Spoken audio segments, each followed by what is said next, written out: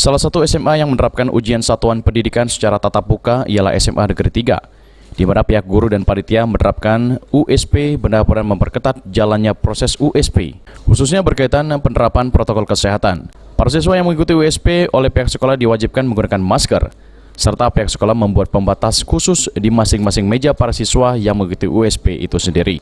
USP tatap muka ini sendiri dijelaskan oleh Kepala SMA Negeri 3 Sugiono akan menjadi contoh dan acuan dari penerapan belajar tatap muka yang rencananya akan dilakukan pada awal tahun ajaran mendatang.